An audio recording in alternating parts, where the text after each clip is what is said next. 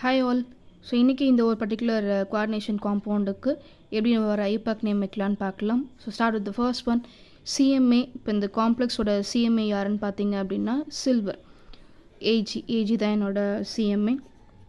தென் லிகான் யாருன்னு பார்த்தீங்கன்னா இந்த மெட்டலை தவிர்த்து மிச்சிருக்கக்கூடிய எல்லாருமே எனக்கு லிகாண்டு தான். ஸோ NH3ன்றது ஒரு நியூட்ரல் லிகான். அப்போ அதோட நேமை ஸ்லைட்டை நம்ம சேஞ்ச் பண்ணி இங்கே நம்ம அம்மோனியாவுக்கு பதிலாக அம்மைன்னு யூஸ் பண்ண போகிறோம். ஓகே, அடுத்த வார்த்தை கோஆர்டினேஷன் நம்பர் ஆஃப் லிகாண்ட் என்னவோ அதுதான் கோஆர்டினேஷன் நம்பர். ஸோ இங்கே எனக்கு நம்பர் 2. ஓகே, ஆக்சிடேஷன் ஸ்டேட் என்ன, இதை கண்டுபிடிக்கிறதுக்கு முன்னாடி ஃபர்ஸ்ட் நம்ம கண்டுபிடிக்க வேண்டியது ஓவரால் சார்ஜ் என்ன. அது தெரிஞ்சதும் ஆக்சிடேஷன் ஸ்டேட் கண்டுபிடிக்க முடியும்.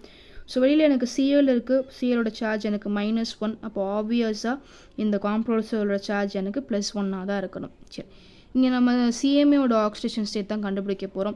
ஸோ நம்ம கண்டுபிடிக்க போகிற விஷயத்தை எக்ஸ்ன்னு வச்சுக்கோங்க. ப்ளஸ் அடுத்து எனக்கு 2 அமைன் இருக்குது. 2 இன்ட்டு அமைன்றது நியூட்ரல் லிகான். அப்போ அதுக்கு 0 கொடுங்க.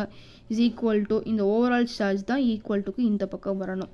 சரி, ஆட்டோமேட்டிக்காக இந்த டேர்ம் எனக்கு 0 ஆகிடும். அப்போ எக்ஸ் இஸ் ஈக்குவல் டு +1. அப்போ இதை பொறுத்த வரைக்கும், இந்த காம்பவுண்டை பொறுத்த வரைக்கும் சில்வரோட ஆக்சிடேஷன் ஸ்டேட் எனக்கு 1 தான், +1. சரி, இதுக்கு எப்படி நம்ம ஐயூபேக் நேம் வைக்கலாம். இப்போ இந்த எக்ஸாம்பிளை பொறுத்த வரைக்கும் எனக்கு 2 செட்டு கொடுத்துருக்காங்க. ஒரே காம்பவுண்டு தான், பட் இதுக்குள்ளே எனக்கு 2 ஹாஃப் இருக்குது. இப்போ ஃபர்ஸ்ட் ஹாஃப் என்ன அப்படின்னு பார்த்தீங்கன்னா காம்ப்ளெக்ஸ். ஏன்னா ஸ்கொயர் ப்ராக்கெட் போட்டிருக்காங்க இல்லையா, ஸோ அப்போ இதுக்கு பேர் காம்ப்ளெக்ஸ். அண்ட் செகண்ட் ஹாஃப் எனக்கு சிம்பிள்.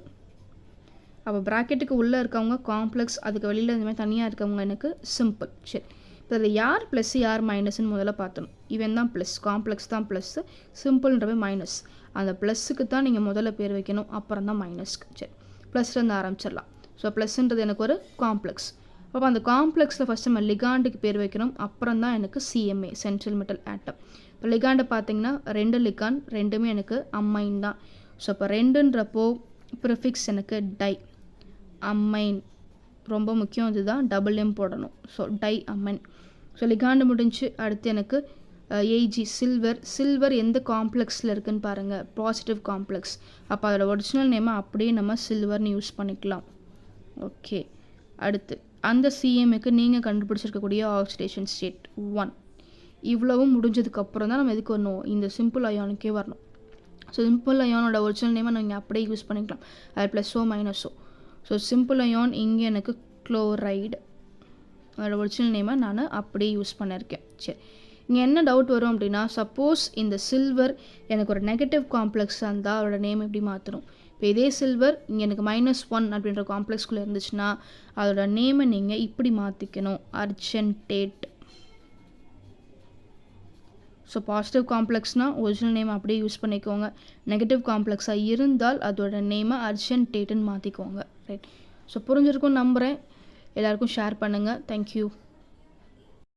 ஸோ புரிஞ்சிருக்கும்னு நினைக்கிறேன். புரிஞ்சவங்க உங்களோட ஃப்ரெண்ட்ஸுக்கும் இந்த வீடியோவை ஷேர் பண்ணி விடுங்க. தேங்க்யூ.